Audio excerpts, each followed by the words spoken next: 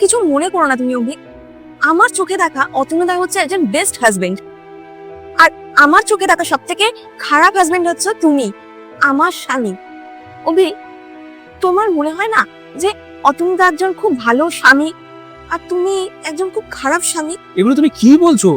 আর কেনই বা বলছো এগুলো? জানি না কেন বলছি।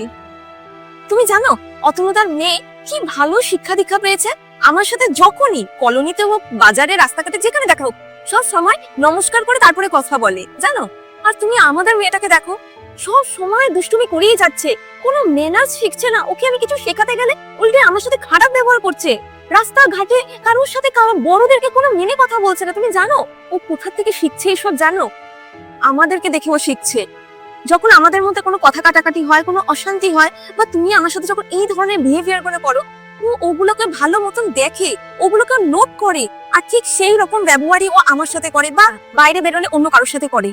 একটা কথা বলি অভি, আজকে তোমার মেয়ে যে ব্যবহারটা আমার সাথে করছে, সেই দিনটা কিন্তু খুব একটা বেশি দিন দূরে নেই যে তোমার সাথে করতে চলেছে। তুমি ভেবে দেখো, তোমার মেয়ে বড় হয়ে আজকে যদি তোমার সাথে এই ধরনের ব্যবহার করে, তুমি সেটা মানিয়ে নিতে পারবে তো? না না, আমি এরকম চাই না। তাহলে তুমি এক কাজ করো অভি, ঘরের অ্যাটমসফিয়ারটাকে চেঞ্জ করো, ভালো মতন থাকো, তাহলে দেখবে সব ভালো হবে। তা তোর ফিউচারটা ভালো হবে, ও ভালো ভালো কথা শিখবে, ওই এই যে দুষ্টুমিগুলো করে এগুলো করাও বন্ধ হয়ে যাবে।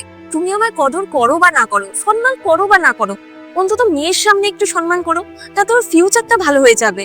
ঠিকই বলেছো তুমি, মেয়ের সামনে এরকম করাটা ঠিক নয়। সত্যি কথা বলতে ঘরের মধ্যে এরকম পরিবেশ সৃষ্টি করাটাই উচিত নয়, যেটাতে বাচ্চাদের উপর খারাপ এফেক্ট পড়বে।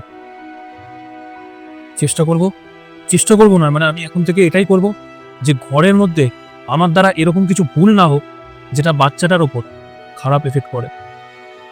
সরি।